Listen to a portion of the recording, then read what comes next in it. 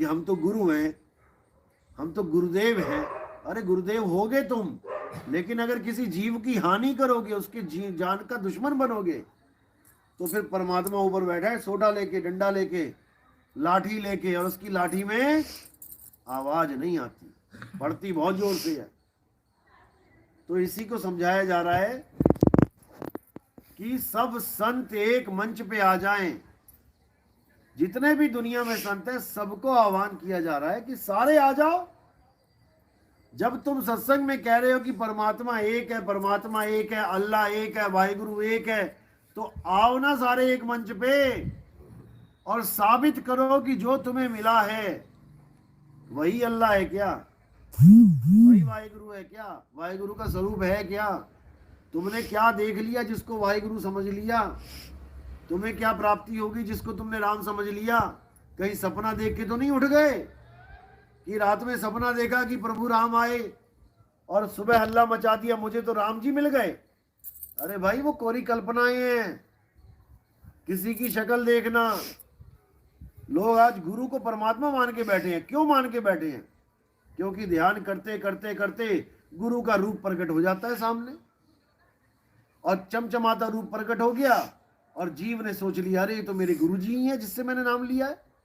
यही मन का खेल है भाई, यही मन का खेल है। ये मन ऐसा उलझा देता है दृश्यों में कि तुम अपना आपा खो के दृश्य में उलझ जाते हो।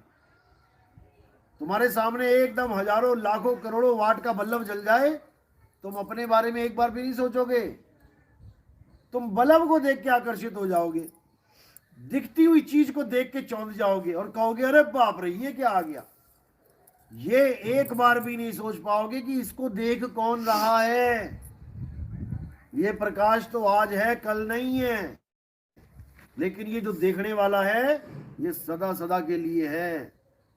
इस देखने वाले को ही जानना है कि ये कहां बैठ के देख रहा है, ये देख कहां से रहा है, इसका स्वरूप क्या है।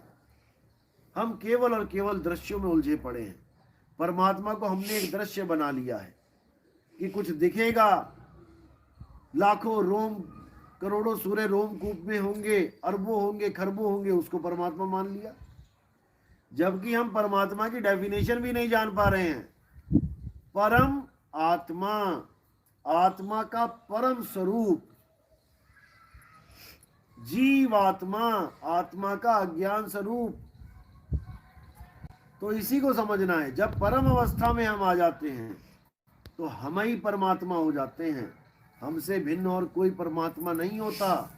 हम हैं शब्द शब्द हम माही, हमसे भिन्न और कछु नाही।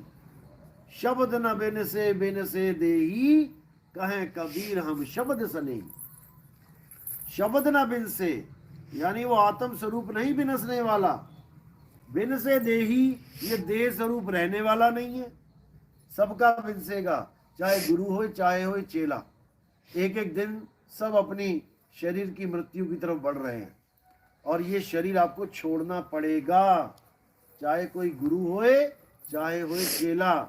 और जिसने जीते जी ये शरीर छोड़ने की कला अपने गुरु से सीख ली, वो धीरे धीरे धीरे करके इस शरीर को छोड़ने के लिए पूरा तैयार हो जाता है। नाम दीक्षा का मतलब केवल ये होता है कि गुरुजी शरीर को कैसे छोड़ें, कैसे शरीर को छोड़ें और अपने स्वरूप को प्राप्त करें। शब्द ना बिन से देही, बस इससे ज्यादा नाम दीक्षा का कोई मतलब नहीं होता। नाम का मतलब है आत्मज्ञान, आत्मा, दीक्षा का मतलब है ज्ञान।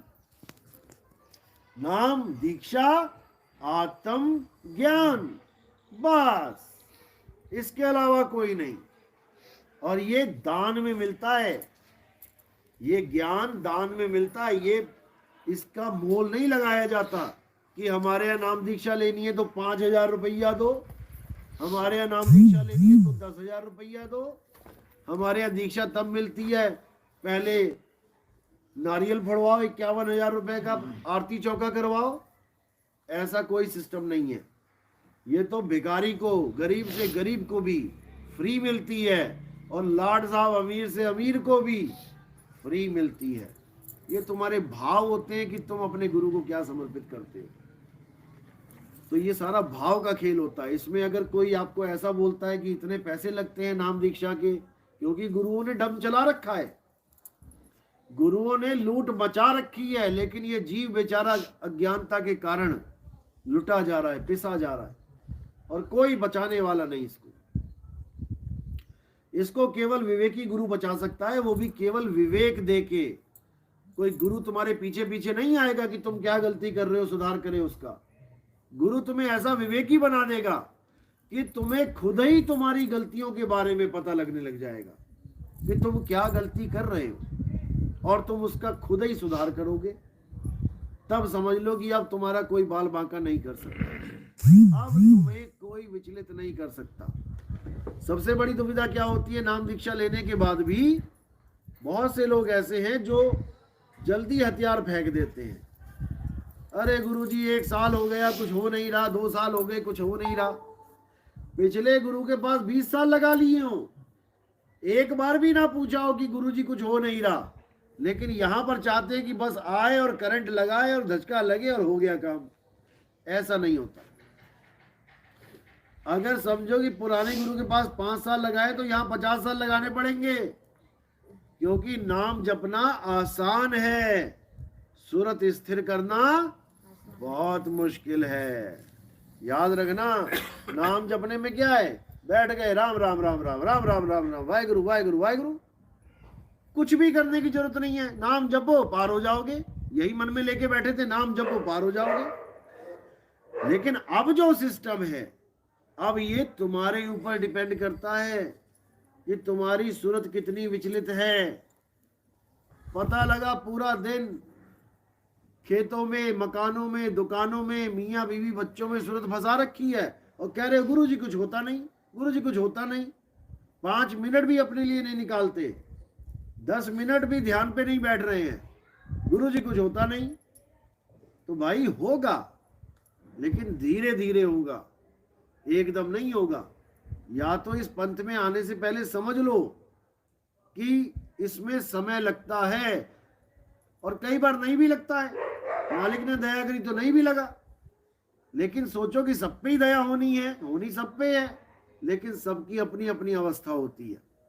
किसी की सूरत बहुत ज्यादा विचलित हो जाती है, कोई अपनी सूरत को एकाग्र करके बैठा है। खेल सारा सूरत का है। सबके सामने बाल्टी है, बाल्टी में जल है, जल हिलता हुआ दिया हुआ है सबको। अब जिसका जल जल्दी रुक जाएगा, शांत हो जाएगा, वो अपने स्वरूप को देखेगा। जिसकी बाल्टी हिल जा रही है वो बार बार हिलती रहेगी, नहीं देख पा रहा है, लेकिन स्वरूप उसी में दिखेगा। इसलिए विचलित होने की जरूरत नहीं होती है, सहज साधन है, सहजता की जरूरत है। धीरे धीरे रे मना, धीरे सब कुछ होए, और माली सींचे 100 घड़ा, ऋतु आए फल होए। इसमें विचलित होने की बात नहीं है कि जल्दीबाजी में विचलित हो जाओ। कई लोग तो रास्ता ही छोड़ जाते हैं, अरे पता नहीं मिलेगा कि नहीं मिलेगा इस रास्ते से। अरे फिर तुम पता क्या करके आए थे, फिर तुम खोज क्या करके आए, फिर तुम परख किसको परख के आए इस पंथ में। इस पंथ में आने के लिए तुम्हें केवल ये जानना जरूरी है कि रास्ता सही है या नहीं। मंजिल मिलेगी, इसमें कोई संदेह नहीं है, लेकिन तुम्हारी मर्जी से नहीं मिलेगी कि जैसा तुम चाहते हो वैसे मिलेगी। परमात्मा सब देख रहा है, किसकी क्या अवस्था है, किसके अंदर कितना काम है, कितना क्रोध है, कितना अहंकार है, वो सब देख रहा है। जब धीरे धीरे धीरे सफाई होगी, वो खुद मालिक दया करेंगे। लेकिन तुम चाहते हो कि सब कुछ परमात्मा ही कर दे, मैं कुछ ना करूं, तो ये तुम्हारी गलतफहमी है। इस पंथ में आने की जरूरत नहीं है। इस पंथ में उन लोगों को आने की जरूरत नहीं है जो जल्दबाज वाले हैं, क्योंकि जल्दीबाजी का काम शैतान का, ये परमात्मा का काम नहीं है भाई। परमात्मा तो कह रहे हैं धीरे धीरे रे मना, धीरे सब कुछ हो। रस्सी से निशान पड़ेगा, सिल पे निशान पड़ना ही पड़ना है। कुआं खुद गया, रस्सी आ गई, बाल्टी लग गई, अब निशान पड़ना ही पड़ना है। लेकिन तुम कहो कि 2 दिन में पड़ जाए, 10 दिन में पड़ जाए, तो भाई ये तुम्हारी गलत फहमी में। अगर तुम्हें 2